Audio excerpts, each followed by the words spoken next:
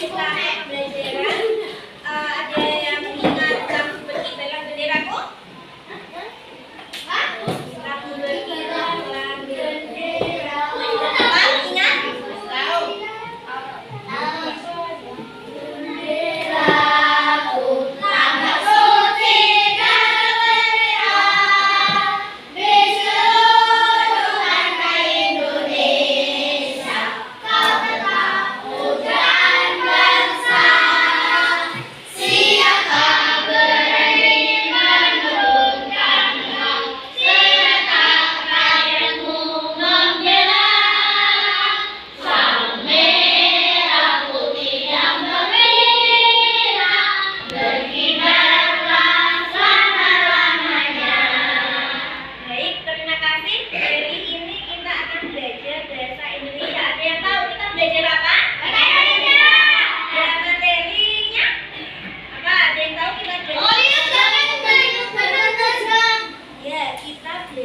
Belajar tempat meliuk dan menerjang. Yang pendidikan PPT di depan. Nah, di situ ada gambar anak-anak sedang melakukan kegiatan. Kegiatan apa? Ada yang tahu itu kegiatan apa? Menari, berolahraga,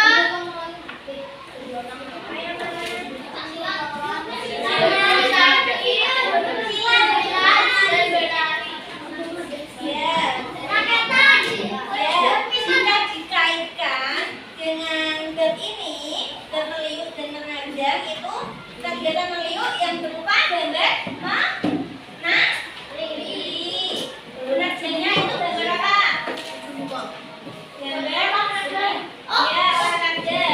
Badminton. Yang satu itu gambar apa? Ya, silat atau karate. Di sini ada menyimak. Menyimak berbeda dengan mendengar. Dalam menyimak, kalian memusatkan perhatian terhadap sesuatu yang didengar dan berusaha memahaminya. Ada beberapa cara yang akan membantu kalian untuk dapat menyimak dengan baik. Yang pertama, lihat dan perhatikan orang yang berbicara. Yang kedua, jangan sambil berbicara dengan teman atau melakukan hal lainnya. Yang ketiga, kalau perlu, catatlah informasi penting yang disampaikan orang yang berbicara. Coba kalian dengarkan dan amati audio yang Ibu berikan. Indonesia memiliki banyak sekali budaya, khususnya tarian. Tari-tarian itu menjadi ciri khas suatu daerah. Berikut ini dihimpun 5 desa yang terkenal dengan ciri khas tarian dan para penarinya.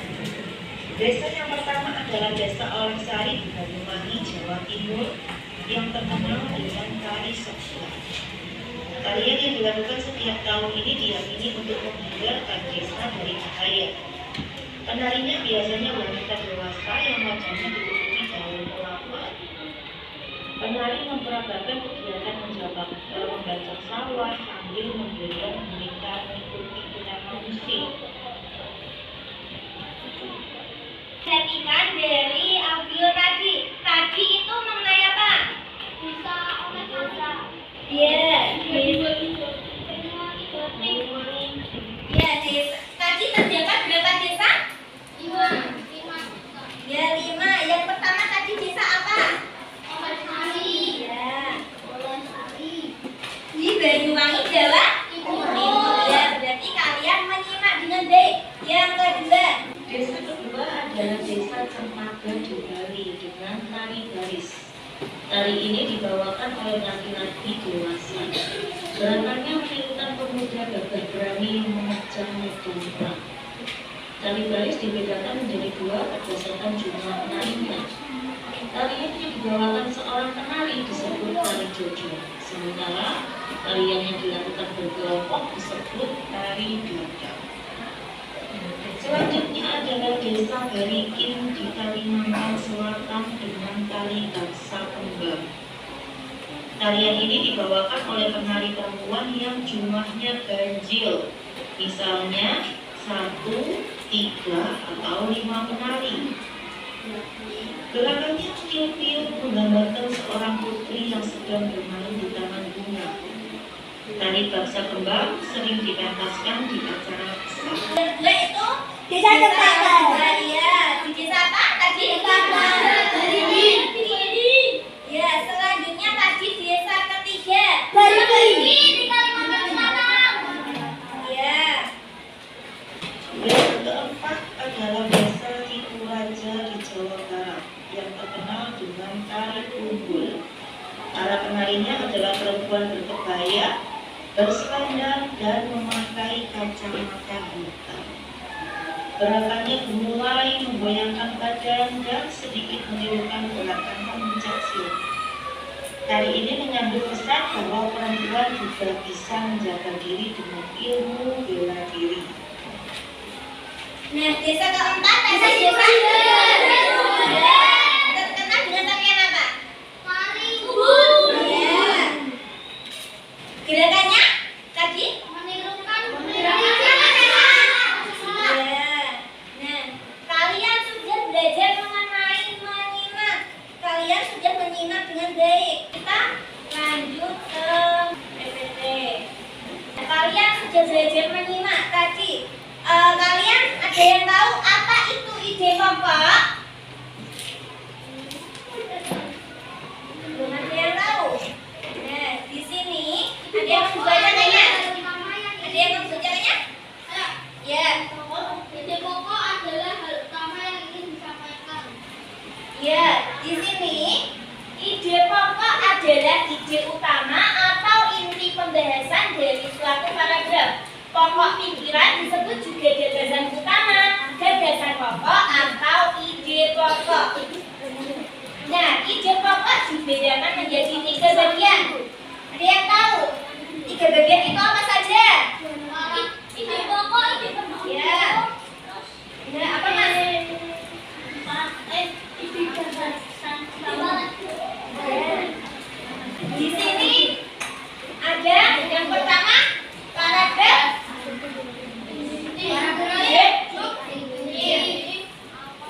Paragraf deduktif itu awal, yakni paragraf yang kalimat utamanya di awal paragraf dan diikuti oleh kalimat-kalimat penjelas. Yang kedua apa itu? Paragraf induktif. Paragraf yang paling utamanya tentang pada bagian akhir. Iya, yang kedua itu paragraf induktif. Kalimatnya itu terletak di akhir paragraf. Terus yang ketiga ada apa? Paragraf induktif. Inauguran yang paragraf yang kalimat utamanya terletak pada bagian awal dan akhir paragraf. Iya, paragraf induktif itu atau disebut dengan paragraf campuran, yakni itu terletak pada bagian awal sampai akhir paragraf. Ada yang tahu ciri-ciri ide pokok itu apa? Belum? Nah, di sini ada yang membacakannya? Ya, silakan Mbak. Satu, memiliki kalimat pendukung, kalimat pengembang atau penjelasan. Ya. Dua, ada yang mendukung, baik itu berupa penjelasan atau alasan yang menguatkannya. Tiga, inti dari paragraf atau pusat pembahasan. Ya, di sini selanjutnya ada cara untuk menentukan ide pokok antara lain. Ada yang membacakannya? Ya, jawab Masnya. Cara untuk menentukan ide pokok antara lain. Satu, baca paragraf dengan seksama. Dua, perhatikan kalimat pertama hingga kalimat terakhir. Tiga, jika di kalimat terakhir ada kata penghubung jadi maka dengan demikian karena itu oleh sebab itu maka kalimat utama ada di kalimat terakhir. Ya, terima kasih Mas. Cara untuk menentukan ide pokok itu ya baca paragraf pertama sampai paragraf terakhir. Terus jika di kalimat terakhir ada kalimat penghubung jadi maka dengan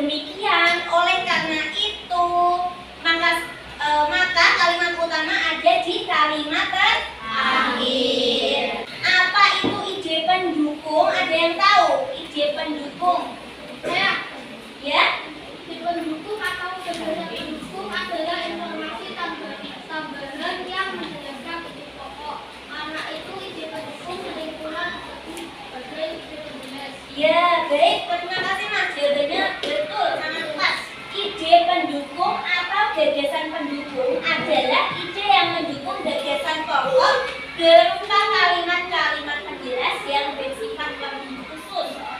Nah, gagasan pendukung juga memiliki sebutan lainnya seperti apa itu? Yang pertama,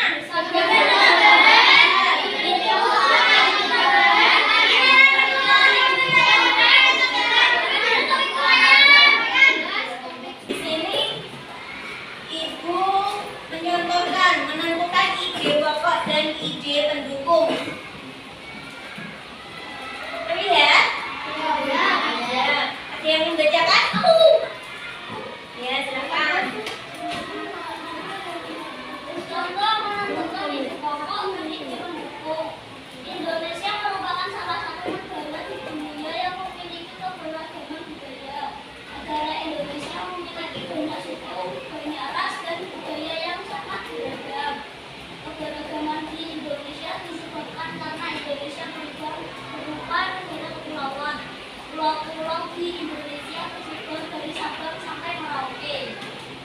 Ya, ada yang tahu nggak ide pokok dari bacaan itu, dari teks itu? Apa? Mana? Ada yang tahu?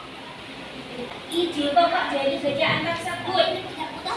Karena Indonesia bukan negara kepulauan. Pulau-pulau di Indonesia Jawabannya kurang tepat. Ada yang mau jawab lagi? Ya, silakan Mas.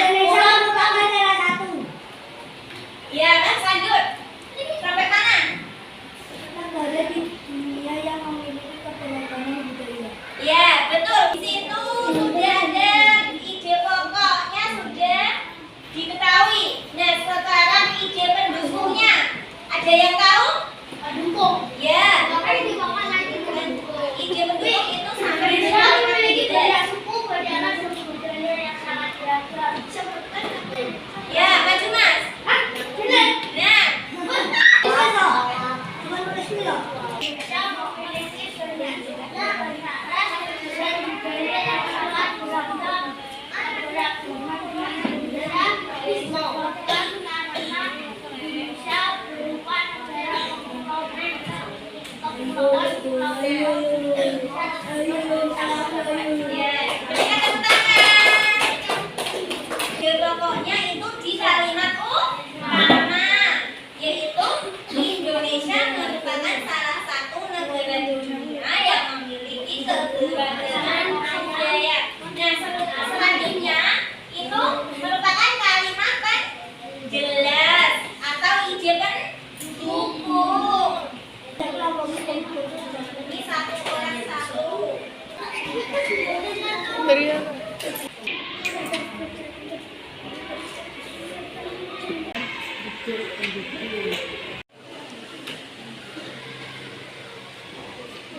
Siapa yang sudah? Aku sudah.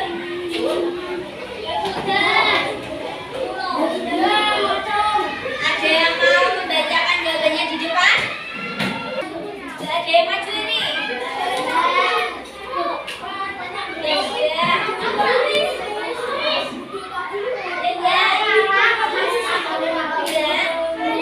Kalau ada langsung kumpulin, nggak apa-apa. Ini ibu akan membagikan kelompok. Ini aja ya. Ini kelompok 1, ini kelompok 2, ini kelompok 3. Di sini ibu mempunyai surat ini. Kelompok A mau pilih yang mana? Satu ya, sudah. Ya, duduk. Dan kelompok B, siapa yang mau pilih? Ya, benar. Kelompok C. Sudah mendapat suratnya? Buka dulu. Dan sekarang dibuka. Ya, kelompok. Jawabannya ditaruh di sini, ditulis ya.